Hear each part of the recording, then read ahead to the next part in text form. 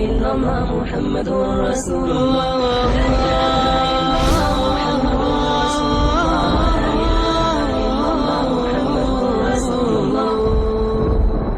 پیارے بھائیو، السلام علیکم ورحمۃ اللہ وبرکاتہ۔ سال بھر کے تمام دنوں میں اگر سب سے افضل کوئی دن مانا گیا ہے تو وہ عرفہ کا دن ہے، یعنی ذی الحجہ کی 9 تاریخ، جس تاریخ کو حاجی لوگ عرفہ کے مقام میں قیام کرتے ہیں، جس تاریخ کو حاجی لوگ عرفہ میں جاتے ہیں اور اپنا حج مکمل کرتے ہیں۔ کوئی بھی حاجی اگر حج کے تمام ارکان ادا کرے لیکن عرفہ کے میدان تک نہیں پہنچتا ہے تو اس کا حج نہیں ہے۔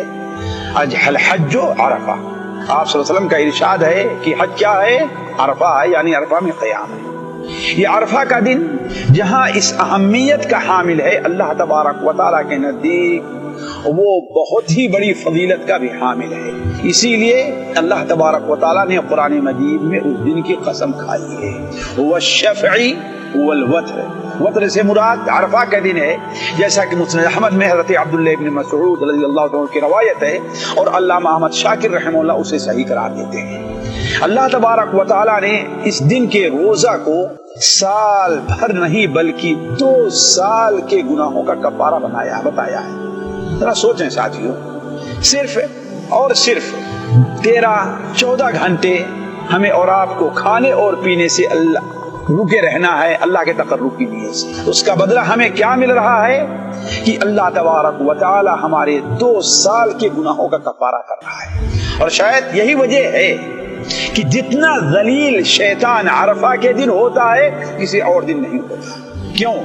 اس لیے کہ اس کی پوری کوشش سال بھر رہا کرتی ہے کہ وہ اللہ کے بندوں کو گناہوں کے اندر، اللہ کی نافرمانی کے اندر مبتلا کرے۔ اور جب بندوں نے اس دن کا روزہ رکھ لیا تو اللہ تبارک و تعالیٰ نے ان کے 2 سال کے گناہوں کا کفارہ کر دیا، تو شیطان بڑا ذلیل اور خوار ہوتا ہے کہ میری پوری سال کی محنت رائے گاں چلی گئی۔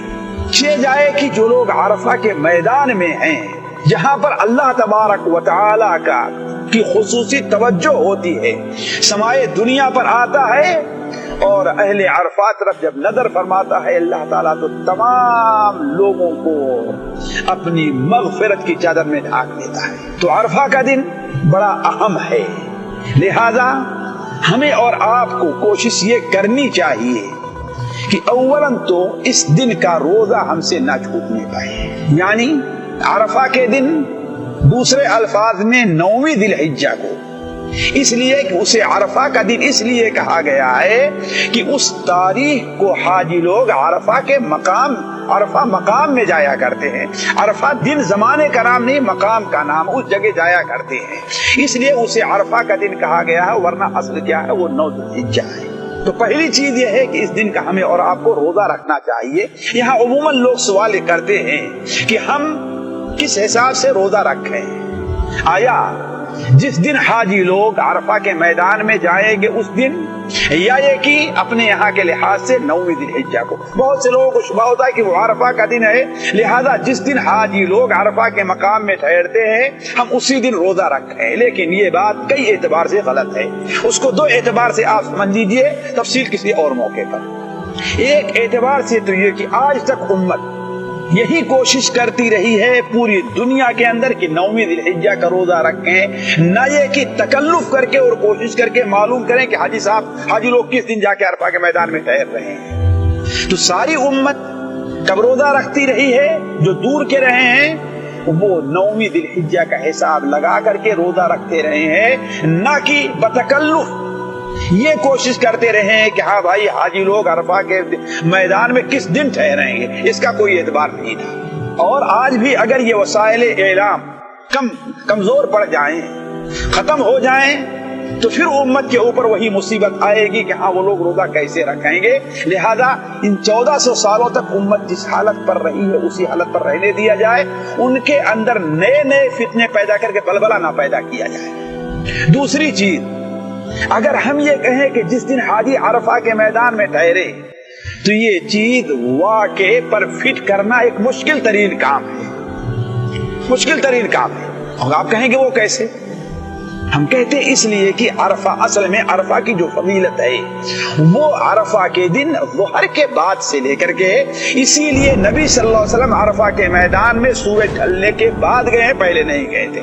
اب اگر اس چیز کو آپ لیتے ہیں تو جہاں عرفہ کے دن سورج ڈھل رہا ہوگا وہاں انڈونیشیا اور اس کے بعد کے علاقے میں مغرب ہو رہی ہوگی، وہ لوگ روزہ کب رکھیں؟ اور اگر اور آگے بڑھتے ہیں آپ، نیوزی لینڈا میں عرفہ کا سورج طلوع ہو رہا ہوگا تو اس دن ابھی وہاں کے لحاظ سے اس سے پہلے والی رات کا سورج ڈوب رہا ہوگا۔ یعنی جو عرفہ کا دن جس وقت حاجی لوگ عرفہ کے میدان میں ٹھہرے ہوں گے وہ لوگ ابھی اگلے دن کا انتظار کر رہے ہوں گے اور سو رہے ہوں گے۔ سوال یہ ہے کہ وہ لوگ روزہ کب رکھیں گے؟ رات کا روزہ رکھیں گے؟ کوئی یہ کہنے کے لیے تیار نہیں ہوگا۔ کب روزہ رکھیں گے؟ مجبور ہو کر کے آپ کہیں گے دوسرے دن صبح، جبکہ حاجی لوگ عرفہ کے میدان سے کوچ کر کے مزدلفہ میں آئیں گے تب وہ لوگ اس وقت کا روزہ رکھیں گے۔ تو کہنے کا مطلب واقعے کے اوپر بھی اسے فٹ نہیں کیا سکتا ہے، لہذا ہر شخص کو جو مکلف بنایا جائے وہ یہ بنایا جائے کہ اس کے یہاں جب بھی 9ویں ذی الحجہ ہو وہ ذی الحجہ کا روزہ رکھے، یہی ان کے لحاظ سے عرفہ کا دن مانا جائے گا، اور اسی کے اوپر امت کا عمل رہا ہے۔ تو علی کل حال عرفہ کا روزہ ہم اور آپ رہنا نہ بھولیں۔ دوسری بات یہ ہے کہ عرفہ کے دن ایک اور مشروع کام ہے جس سلسلے میں بڑی کوتاہی برتی جاتی ہے۔ ویسے تو یہ 10 دن مکمل اللہ تعالیٰ کے ذکر اور اذکار کے ہیں، تکبیر کے ہیں، لیکن خصوصاً جیسے کہ حضرت عمر سے، حضرت علی سے اور متعدد صحابہ کرام سے، حتیٰ کہ امام احمد بن حنبل رحمہ اللہ نے اس پر امت کا اجماع نقل کیا ہے کہ عرفہ کی صبح سے لے کر کے ایام تشریق کی شام تک بندے تکبیر کہا کریں، اللہ اکبر لا الہ الا اللہ واللہ اکبر وللہ الحمد، یا اللہ اکبر لا الہ الا اللہ واللہ اکبر وللہ الحمد، یا دوسرے الفاظ میں بھی اللہ اکبر کبیرہ والحمد للہ کثیرہ سبحان اللہ بکرۃ واصیلا۔ علی کل حال یہ تکبیر بھی کہنا ہم نہ چھوڑیں۔ اللہ تبارک و تعالی ہم میں سے ہر شخص کو اس مبارک دن سے مستفید ہونے کی توفیق عطا فرمائے۔ اللہ تعالی اس مبارک دن کی خیرات اور برکات سے ہمیں اور آپ کو نوازے۔ والسلام علیکم ورحمۃ اللہ وبرکاتہ۔